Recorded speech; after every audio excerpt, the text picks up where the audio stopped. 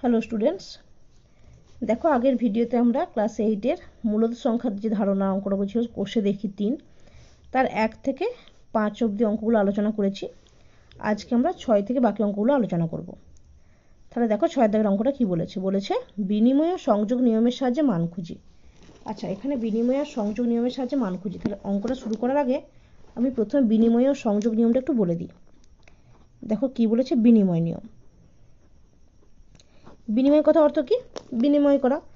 তার মানে যোগের ক্ষেত্রে দেখো, যদি আমরা a প্লাস বি বলি তাহলে a plus beta b plus এর সমান। যেমন উদাহরণ দিয়ে এটা বলি 3 প্লাস 5, আর এদিকে বললাম 5 প্লাস 3, তাই তো। তাহলে 3 প্লাস 5 সমান কত হচ্ছে বলো? 8, আর 5 প্লাস 3 সমানও 8 হচ্ছে। তার মানে আমরা বলতে পারি যে a প্লাস বি সমান বি প্লাস এ। এটা গুণের ক্ষেত্রেও সম্ভব, যেমন কি a গুণিত বি সমান বি গুণিত এ। যেমন 2 গুণিত 3, তারপর কত হচ্ছে বলো? 6। তাহলে এখানে 3 গুণিত 2 করলে দেখো সেই 6ই আসবে। তার মানে এখানেও a গুণিত বি সমান বলা যায় বি গুণিত এ। আচ্ছা, আর একটা অঙ্ক নিয়ম কি বলেছে? সংযোগ নিয়ম। তাহলে সংযোগ নিয়মটা আবার দেখে নিই। সংযোগ নিয়ম যোগের ক্ষেত্রে কি হয় দেখো, a plus B plus c সমান কি a plus B plus C. তাহলে এটা একটু উদাহরণ দিয়ে দেখে নিই। যেমন 2 প্লাস 3 প্লাস 5, তাই তো। তাহলে এখানে কত হচ্ছে বলো? তাহলে 2 প্লাস 3 প্লাস 5, তাহলে এখানে কত দেখো? 2 প্লাস 8 সমান কত হচ্ছে? 10। যদি এটা দেখি 2 প্লাস 3 সমান 5 প্লাস 5, দেখো 10ই সম্ভব। তাহলে দেখো এখানে এটা হচ্ছে a plus B plus c সমান, আমরা সংযোগ নিয়মের মাধ্যমে বলতে পারি a plus B plus c. আচ্ছা, এটা গুণের ক্ষেত্রে কীভাবে হচ্ছে দেখো, a গুণিত বি গুণিত সি সমান হবে কি a গুণিত বি গুণিত সি। আচ্ছা, উদাহরণ দিয়ে দেখে নিই। 2 গুণিত 3 গুণিত 5, তাহলে এখানে কত হবে বলো? 2 গুণিত 3 গুণিত 5। তাহলে দেখো 2 গুণিত 3 5 15, তাহলে কত হচ্ছে দেখো? 30। আর এক্ষেত্রে দেখো 3 দুগুণে 6 গুণিত 5 সমান 30। তাহলে গুণের ক্ষেত্রেও বলা যায় যে এটা সংযোগ নিয়ম মেনে চলে, তাই তো। a গুণিত বি গুণিত সি সমান কত বলো? a গুণিত বি গুণিত সি।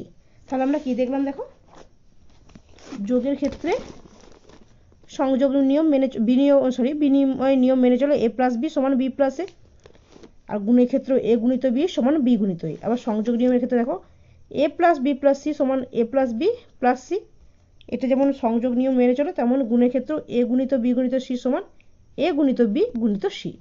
তাহলে দেখো এবার অঙ্কগুলো আলোচনা করি। অঙ্কগুলো কি আছে দেখো, প্রথম অঙ্কটাই বলেছে 6 দাগে। তাহলে দেখো 1 দাগের অঙ্কটা কি বলেছে, 6 1-টা।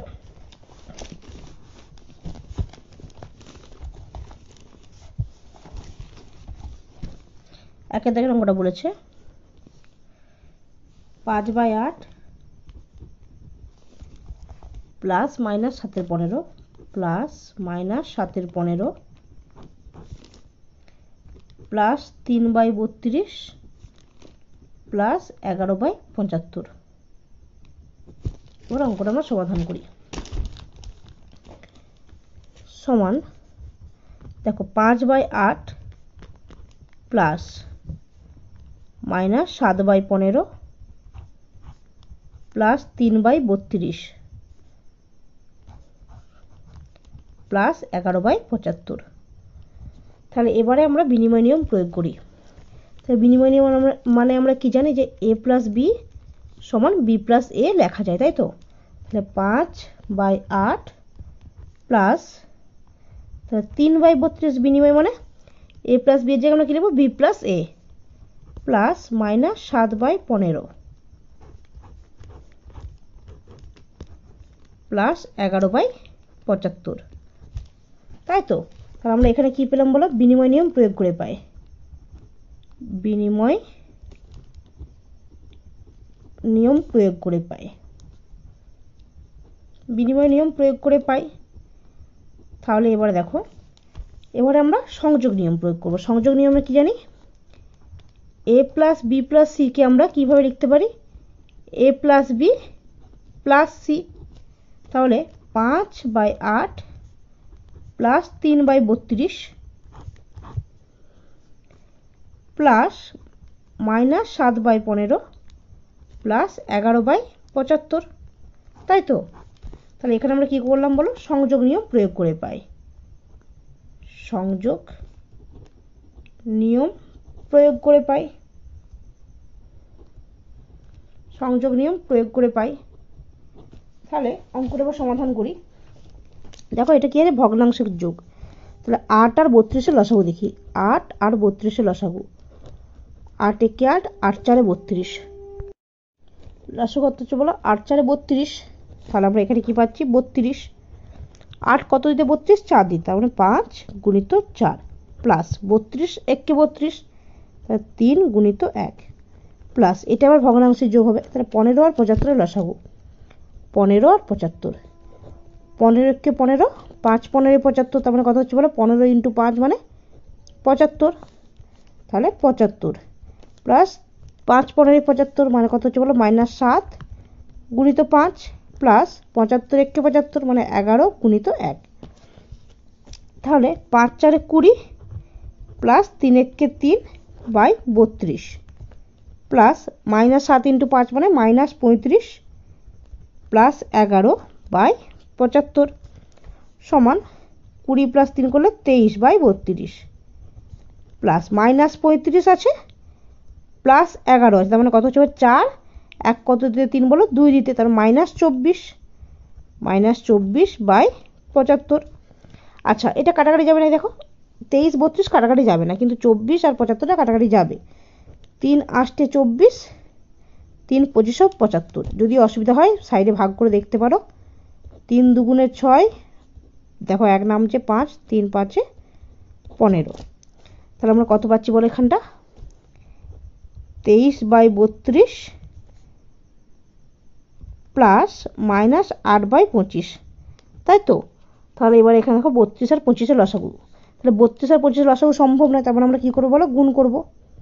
তাহলে 5 2 10 0, হাতে রইল 1, 5 3 15 কে 16, 2 2 4, 3 2 6, তাহলে 0 6 4 10 0, হাতে থাকে 1, 6 একে 7 একে 8, সমান কত পাচ্ছি বলো, 800। 32 কত দিতে 800 বলো, 25 দিতে, তার মানে 23 গুণিত 25 প্লাস 25 কত দিতে 800, 32 দিতে, -8 গুণিত 32।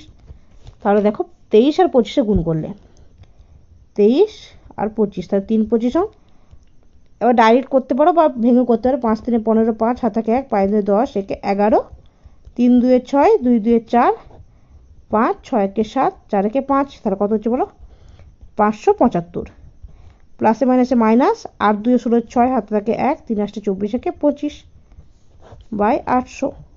তাহলে এটা বিয়োগ করে কত হচ্ছে দেখো, 575 থেকে 256 বিয়োগ করলে 6 কত দিতে 15 বলো, 7 8 9 10 11 12 13 14 15, 9 হাতে 1, 5 একে 6, 6 কত 7, 1 দিতে, 2 কত 5, 3 দিতে, তাহলে কত পাচ্ছি বলো, 319/800।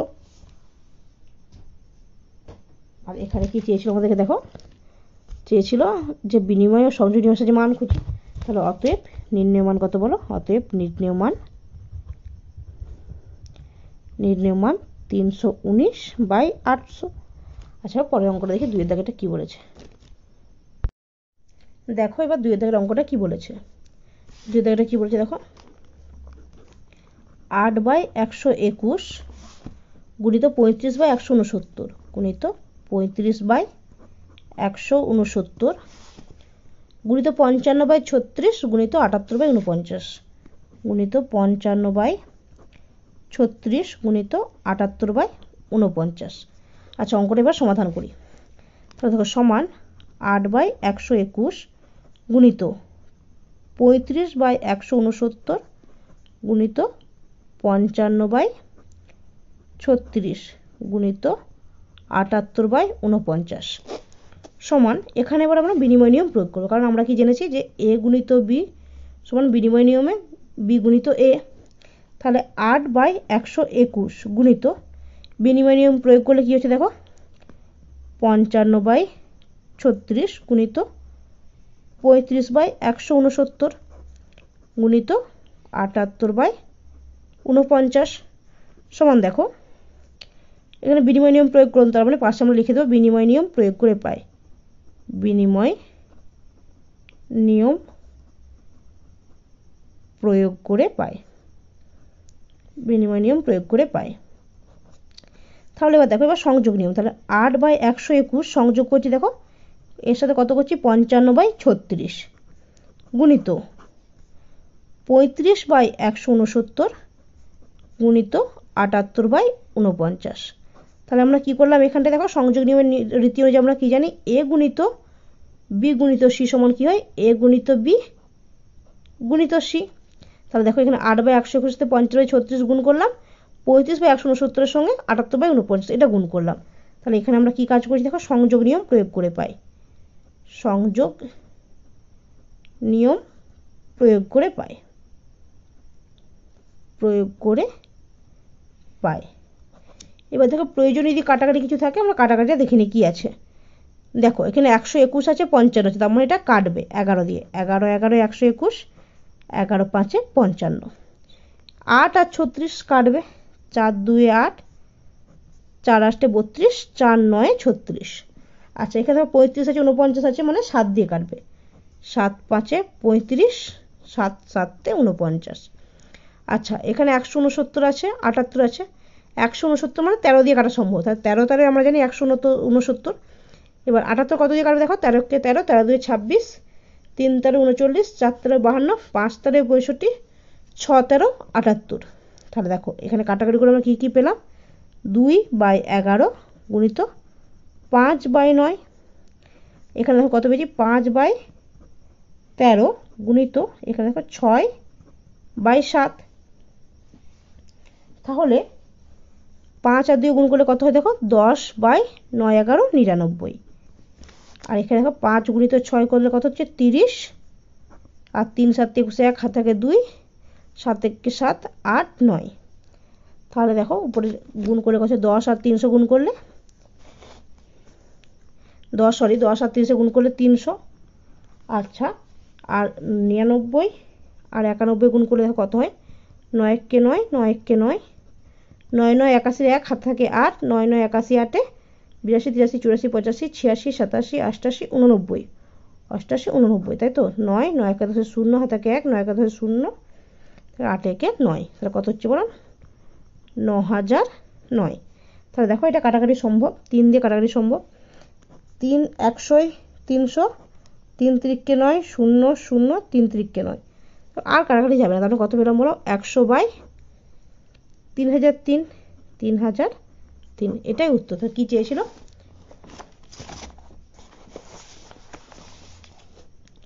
মান বের করতে বলেছিল, তাহলে অতএব নির্ণেয় মান কত বলো, নির্ণেয় মান 100/3003। আচ্ছা পরের দাগের অঙ্কটা দেখি, 7 দাগে কি বলেছে। আচ্ছা এবারে আমরা 7 দাগের অঙ্কটা দেখবো। দেখো 7 দাগে কি বলেছে, সংখ্যা রেখায় মূলত সংখ্যাগুলি বসায়। তাহলে এখানে একটা টার্ম বলেছে সংখ্যা রেখা, তাহলে আগে সংখ্যা রেখাটা কি সেটা জেনে নিই।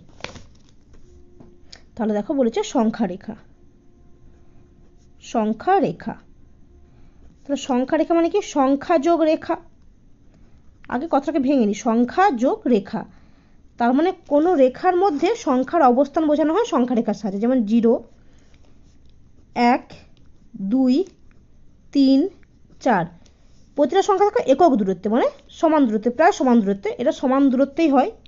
-1 জিরোর বাম দিকে গেলে -2 -3 -4, তাহলে সংখ্যা রেখা মানে কোনো রেখার মধ্যে সংখ্যার অবস্থান।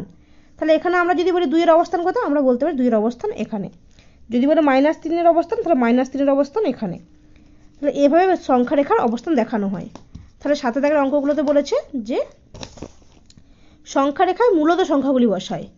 আচ্ছা সংখ্যা রেখা একটা দেখে নিই, আমি একটু ডিটেলসে একটা অঙ্ক বলে দিচ্ছি, তারপরে আমরা বইয়ের অঙ্কগুলো ধরবো। তাহলে একটা সংখ্যা রেখা নিলাম 0 1 2 3 4, -1 -2 -3 -4। তাহলে ধরো তোমাকে বলেছে যে 1 এর 2 ভগ্নাংশটাকে সংখ্যা রেখায় বসাতে। একের দুই, আগে আমাকে বলো যে একের দুই ভগ্নাংশটা একের থেকে ছোট, মানে একের দুই ভগ্নাংশটা রেঞ্জটা কতর মধ্যে হবে, 0 1, 1 2 না 2 3। আচ্ছা আমি কেন মাইনাস বললাম না, কারণ আগে কোনো মাইনাস চিহ্ন নেই। যদি মাইনাস চিহ্ন থাকতো তাহলে অবস্থানটা বাম দিকে হতো, যেহেতু কোনো মানে পজিটিভ চিহ্ন আছে তার মানে এটার অবস্থান সর্বদা 0-র ডান দিকে হবে। তাহলে একের দুইয়ের অবস্থান কোথায় হবে বলো, কোন রেঞ্জের মধ্যে, 0 থেকে 1 না 1 থেকে 2 না 2 থেকে 3। তাহলে আমাদেরকে প্রথমে দেখতে হবে যে একের দুই 0-র থেকে বড়, অবশ্যই বুঝতে পারছি। এবার একের থেকে ছোট না একের থেকে বড় বলো, একের থেকে ছোট, তার মানে অবস্থানটা হবে 0 আর 1 এই রেঞ্জের মধ্যে, তাই তো। তাহলে 0 1 এই রেঞ্জের মধ্যে যদি একের দুইকে বসাই, দুই ভগ্নাংশ কথার অর্থ কি, যে নিচে থাকে মোট অংশ আর ওপরে যেই অংশটা নিয়ে আমরা কাজ করি, তাই তো। তাহলে এখানে মোট কত আছে আমরা 2, তার মানে 0 1কে যদি আমরা 2 ভাগে ভাগ করি, তার 1 ভাগ অংশটাকে আমরা বলবো একের দুই। তার মানে এখানে একের দুইয়ের অবস্থান কত বলো, এখানে। এটাকে বোঝানোর জন্য আমরা বলতে পারি যে 2 ভাগের 1 ভাগ।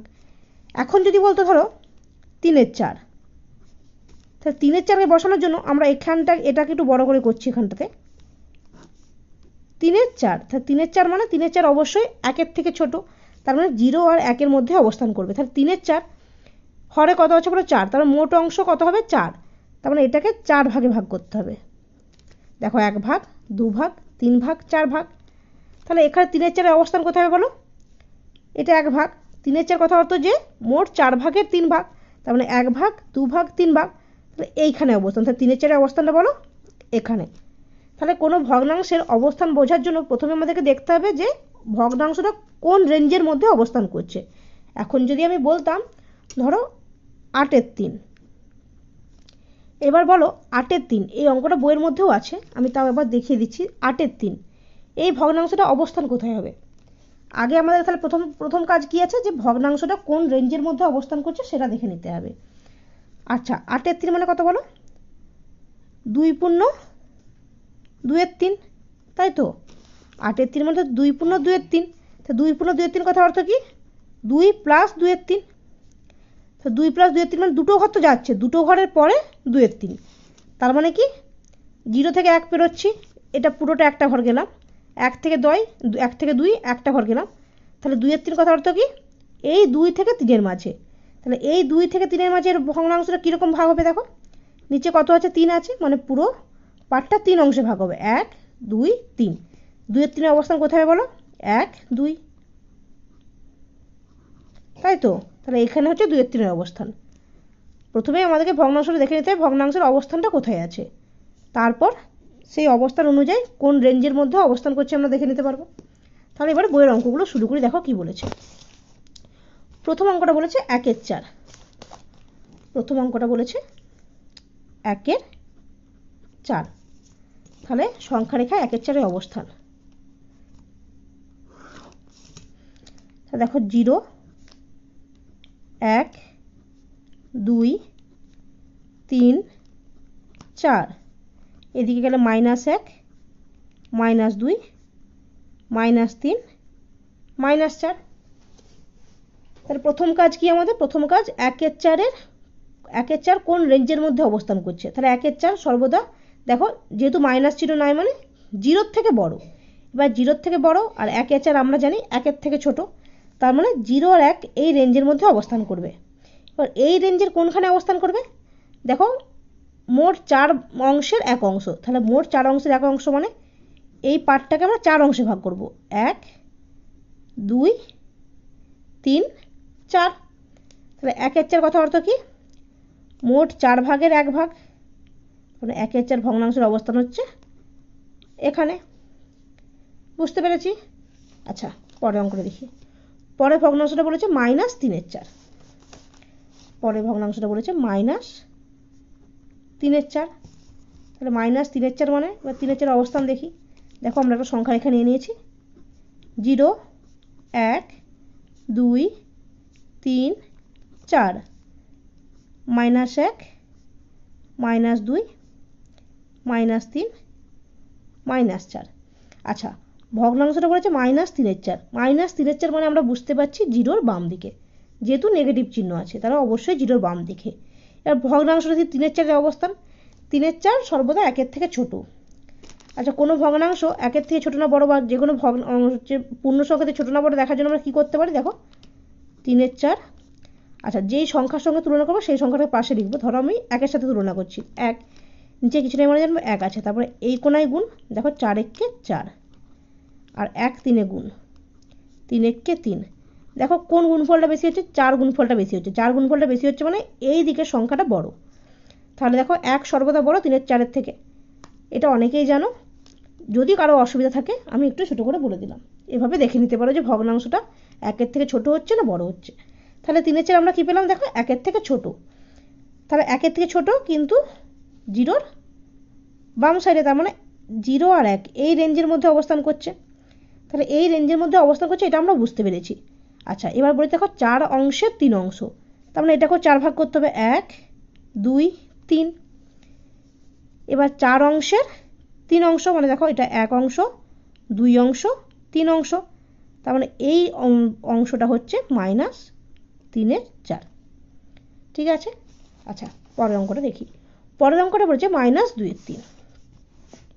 পরের অঙ্কটা বলেছে -2 3। তাহলে -2 3 করার আগে আমরা একটা সংখ্যা রেখা নিয়ে নিই। দেখো 0 1 2 3 4, -1 -2 -3 -4। এখানেও দেখো ভগ্নাংশের আগে মাইনাস আছে, তার মানে আমরা এটা বুঝতে পারছি যে এটা পুরো জিরোর বাম দিকে হবে। জিরোর বাম দিকে 2 3 ভগ্নাংশ। 2 3 ভগ্নাংশ আমরা জানি 1-এর থেকে ছোট। আচ্ছা, যদি অসুবিধা হয় একটু দেখে নিতে পারো, 2 3 আর 1, 1-এর নিচে কিছু নেই মানে 1, কোনাকড়ি গুণ করলে 3 1 3, আর 2 1 গুণ করলে 2। তাহলে কে বড়, দেখো 3 বড়, মানে এই অংশটা বড়, তার মানে 1 বড় 2 3 থেকে। তাহলে 2 3 1-এর থেকে ছোট, তার মানে দেখো সেই 0 আর 1 এই রেঞ্জের মধ্যে অবস্থান করবে। আচ্ছা, 2 3 মানে 3 অংশে 2 অংশ, তার মানে এটাকে 3 অংশে ভাগ হবে। দেখো 1 অংশ 2 অংশ 3 অংশ। তাহলে 2 3 মানে দেখো এটা 1 এটা 2, তার মানে এখানটা পাচ্ছি 2 3, অবশ্যই -2 3, কারণ কি জিরোর বাম দিকে হচ্ছে, তার মানে 2 3 অবস্থান এখানে। আচ্ছা, এবার পরের অঙ্কটা দেখি। পরের অঙ্কটা বলেছে দেখো 6 5। তাহলে 6 5, 6 5 দেখার জন্য আমরা কী করব, প্রথমে একটা সংখ্যা রেখা নিয়ে নেব। তাহলে 0 1 2 3 4, এখানে দেখো -1 -2 -3 -4। তাহলে 6 5 1-এর থেকে ছোট না বড়?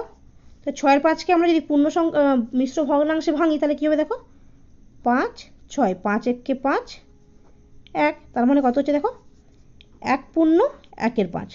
তাহলে আমরা বুঝতে পারছি যে এটা সমান 1 + 1-এর 5। আমরা তো জানি মিশ্র ভগ্নাংশের অ্যাকচুয়াল মানেটা কী হয়, দেখো 1 পূর্ণ 1-এর 5 কত হতো, 1 যোগ 1-এর 5। তাহলে 1 যোগ 1-এর 5 মানে অবশ্যই এই একটা পূরণ হচ্ছে, তারপরে প্লাস 1-এর 5। তার মানে এখানে 6 5-এর অবস্থানটা হবে অবশ্যই 1 থেকে 2-এর মধ্যে। কেন, কারণ 1 ঘর তো আমরা পেয়েই যাচ্ছি, তাহলে পুরো 1 ঘর পেয়ে যাচ্ছি, তারপরেও 1-এর 5। তাহলে তারপরে 1-এর 5 মানে অবশ্যই 1 থেকে 2-এর মধ্যে অবস্থান করবে। এবার 1 থেকে 2-এর কোথায় অবস্থান করবে, তখন আমরা এই ভগ্নাংশটা দেখব। দেখো কত, 5 অংশের 1 অংশ, তার মানে এটাকে আমরা 5 ভাগে ভাগ করবো, 1 2 3 4।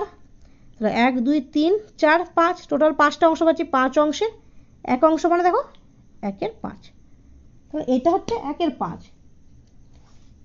কিন্তু যেহেতু আমরা 1 ঘর গেছি তার মানে এটাই হচ্ছে 1 পূর্ণ 1-এর 5 সমান কত বলো, সমান 6-এর 5। তাহলে এখানে 6-এর 5-এর অবস্থান। আচ্ছা, তারপরের অঙ্কটা দেখি। তাহলে পরের অঙ্কটা কত বলছে দেখো, -8-এর 3। তাহলে -8-এর 3, -8-এর 3কে যদি সংখ্যা রেখে বসানো দেখো তাহলে কী হচ্ছে,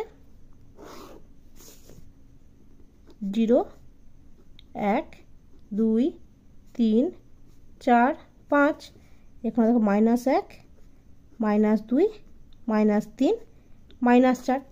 এবার -8-এর 3 মানে আমরা কী জানি দেখো, তাহলে এটা পূর্ণে ভাঙবে, 3 2 6 2, তার মানে 2 পূর্ণ 2-এর 3। তাহলে 2 পূর্ণ 2-এর 3 মানে কি জানি, 2 পূর্ণ 2-এর 3 মানে 2 + 2-এর 3। 2 + 2 এর 3 মানে, আচ্ছা পুরোটা দেখো অবশ্যই মাইনাসে আছে, পুরোটাই মাইনাসে আছে। তো মাইনাস মানে এটুকু বুঝতে পারছি আমরা জিরোর বাম দিকে, তাহলে জিরো বাম দিকে। এবার জিরো বাম দিকে 2 + 2 এর 3, তার মানে পুরো 2 ঘর যাবো আমরা, সম্পূর্ণ 2টা ঘর হবে প্লাস 2 এর 3। 2 এর 3 মানে এবারে আমরা এই ভগ্নাংশটা দেখবো। তাহলে এই ভগ্নাংশটা কত বলো? 2 এর 3। 2 এর 3 মানে পুরো অংশটা 3 অংশে 2 অংশ, তার মানে 1 2, পুরোটাকে আমরা 3 অংশে ভাগ করব, তার 2 এর 3 মানে এটা হচ্ছে 1 এর 3, এখানটা 2 এর 3, তাহলে এটা হচ্ছে 2 এর 3 অংশ। আর যেহেতু আমরা পুরো দুটো ঘর গেছি মানে 2 পূর্ণ 2 এর 3 সমান কত বলো? এটা -8 এর 3, যেহেতু শূন্যের বিপরীতে তার মানে এটা মাইনাস হবে, তাহলে এখানে মানটা হচ্ছে বলো -8 এর 3। ঠিক আছে, বুঝতে পেরেছি। আচ্ছা এবার আমরা পরের অঙ্কটা দেখি। পরের অঙ্কটা বলেছে যে 8 এর দাগে 4টি মূলত সংখ্যা লিখি যারা 1 থেকে বড় কিন্তু 2 এর থেকে ছোট। তাহলে 8 এর দাগে বলেছে 1 থেকে বড় কিন্তু 2 এর থেকে ছোট। 1 থেকে বড়, 2 থেকে ছোট। আচ্ছা আমরা কি জানি? মূলত সংখ্যা মানে p/q আকারে প্রকাশ করতে হবে। তাহলে প্রথমে আমরা 1 আর 2 কে p/q আকারে কীভাবে প্রকাশ করা যায় দেখি। তাহলে 1/2 সমান আমরা কি জানি? দেখো 1/1 2/1, তাহলে 1/1 আর 2 থেকে ছোট কটা মূলত সংখ্যা লিখতে বলেছে? 4টি মূলত সংখ্যা লিখতে বলেছিল। তাহলে প্রথমে এগুলোকে হচ্ছে p/q আকারে নিয়েছে। তাহলে p/q আকারে নিলে দেখো আমরা উপর নিচে একই সংখ্যা দিয়ে গুণ করলে ধরো সমমানের আমরা ভগ্নাংশ পাবো। তাহলে 1 সাথে 5 গুণ করলাম, 1 সাথে 5, তাহলে কত পাচ্ছি বলো? 5/5। আচ্ছা এখানেও তাহলে দেখো 2 সাথে 5 গুণ করলাম, 1 সাথে 5, তাহলে কত পাচ্ছি বলো? 10/5। তার মানে 1 থেকে বড় 2 থেকে ছোট, তাহলে 5-এর 5 আর 10-এর 5-এর মধ্যে অবস্থান। তাহলে 5-এর 5 আর 10-এর 5-এর মধ্যে অবস্থান করে এরকম 4টে মূলত সংখ্যা লিখলেই সেটা দেখো 1 থেকে বড় কিন্তু 2 থেকে ছোট হয়ে যাবে। তাহলে অতএব 1 থেকে বড়, 2 থেকে ছোট 4টি মূলত সংখ্যা হলো 4টি মূলত সংখ্যা। কি কি হবে দেখো? 5-এর 5 থেকে 10-এর 5-এর মধ্যে, তার মানে 6-এর 5, 5-এর 5 থেকে 10-এর 5-এর মধ্যে পড়ছে, 7-এর 5, 8-এর 5 আর 9-এর 5। তাহলে যখনই এরকম কিছু অঙ্ক বলবে তাহলে প্রথমে আমরা সমমানের ভগ্নাংশকে প্রকাশ করে নেব। দেখো সমমানের ভগ্নাংশ প্রকাশ করলে সেই দুটো রেঞ্জের মধ্যে অবস্থিত সংখ্যাগুলোকে আমরা বলতে পারি। আচ্ছা পরের অঙ্কটা দেখো। পরের অঙ্কে বলেছে 9-এর দাগে -3-এর 5 ও 1-এর 2 এর মধ্যে 10টি মূলত সংখ্যা খুঁজি। তাহলে 9-এর দাগেটা দেখো বলেছে -3-এর 5 ও 1-এর 2 এর মধ্যে 10টি মূলত সংখ্যা খুঁজতে। -3-এর 5 ও 1-এর 2 এর মধ্যে 10টি মূলত সংখ্যা। তার সংকেতে কিছুটা বলে দিয়েছে। সংকেতে দেখো কি বলেছে? -3-এর 5কে কী করেছে? -6-এর 10, আর 1-এর 2কে কী করেছে? 5-এর 10। তার মানে দেখো এটাকে সমমানের ভগ্নাংশে প্রকাশ করেছে। সমমানের ভগ্নাংশে প্রকাশ করলে তাদের মধ্যবর্তী সংখ্যাগুলোকে বলছে। দেখো -3-এর 5 আর 1-এর 2।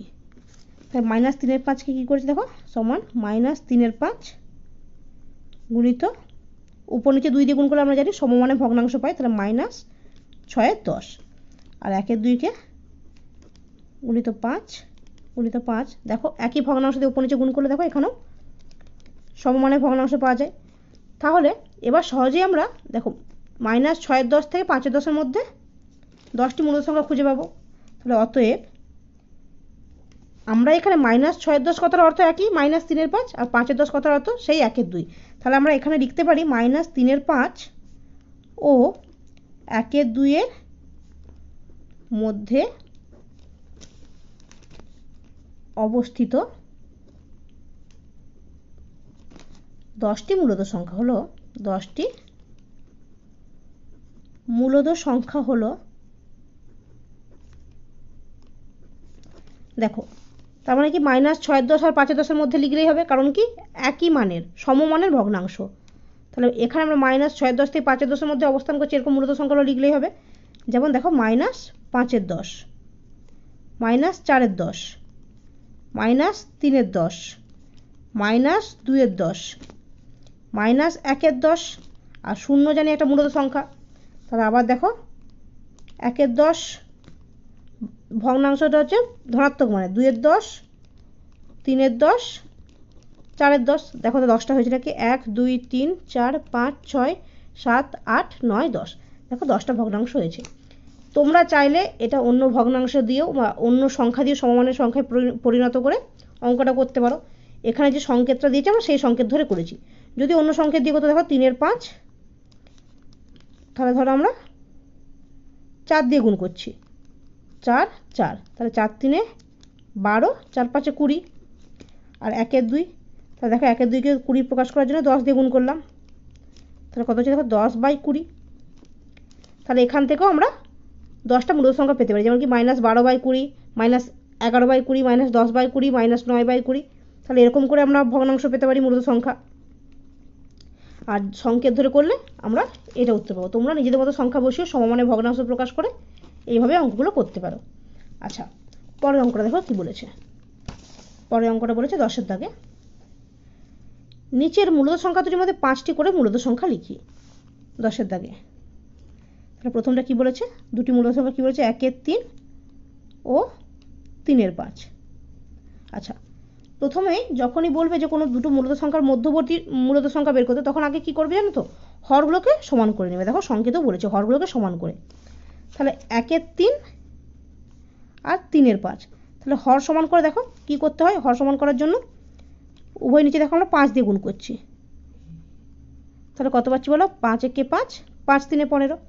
আর 3-এর 5-এর ক্ষেত্রে কত দিয়ে গুণ করতে হবে বলো, উপর নিচে 3 দিয়ে গুণ করতে হবে, তাহলে কত পাচ্ছি, 3 3-কে 9/5 3-এ 15। এক্ষেত্রে 5-এর 15 আর 1-এর 3 সমমানের, একই মান, যেহেতু একই সংখ্যা দিয়ে উপর নিচে গুণ করেছি। তাহলে এখানের মধ্যে কটা করে মূলত সংখ্যা লিখতে বলেছে দেখো, 5টি করে মূলত সংখ্যা। অতএব 1-এর 3 ও 3-এর 5-এর মধ্যবর্তী 5টি মূলত সংখ্যা হলো, 5টি মূলত সংখ্যা হলো, দেখো 5-এর 15 আর 9-এর 15-এর মধ্যে, তার মানে কি 6-এর 15, 7-এর 15, 8-এর 15, এই তিনটা হলো। তাহলে এখানে আমরা দেখো 5-এর 15, 9-এর 15-এর মধ্যে 3টে পাচ্ছি। আচ্ছা, তাহলে আমরা ধরো আরেকটু বাড়িয়ে দিলাম, তাহলে 1-এর 3, একে আমরা কি করছি দেখো 7 দিয়ে গুণ করি, 7 দিয়ে গুণ করলে সমমানের ভগ্নাংশে পরিণত করতে হবে, 15 দিয়ে গুণ করছি। দেখো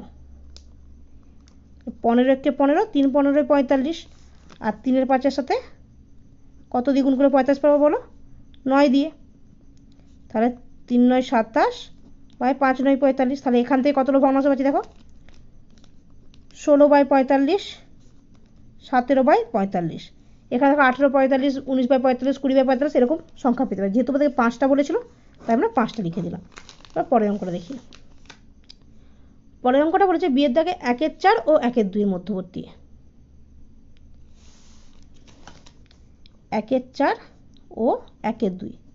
তা দেখো প্রথমে ভগ্নাংশগুলো হরগুলোকে সমান করবে, 1-এর 4 1-এর 2। তাহলে আমরা ধরো বেশি সংখ্যা দিয়ে গুণ করি, তাহলে কি করি, 10 দিয়ে গুণ করি। কত পাচ্ছি বলো, 10/40। আর এখানে নিচে দেখো 40 পেতে কি করতে হবে, 20 দিয়ে গুণ, তাহলে দেখো 20/40। তাহলে অতএব 1-এর 4 ও 1-এর 2 এর মধ্যবর্তী মূলত সংখ্যা, মধ্যবর্তী মূলত সংখ্যা কটা বলেছে, 5টা বলেছে। তাহলে কত হবে দেখো, 11/40, 12/40, 13/40, 14/40, 15/40, 16/40 এরকম হতে থাকে। যেহেতু 5টা চেয়েছি আমরা 5টা লিখে দিয়েছি। এবার পরের অঙ্কটা দেখো বলেছে -4-এর 3 ও 3-এর 7। তাহলে 4 দাগ বলেছে -4-এর 3 ও 3-এর 7। তাহলে প্রথমে আমরা কি করব, হরগুলোকে সমান করে নেব।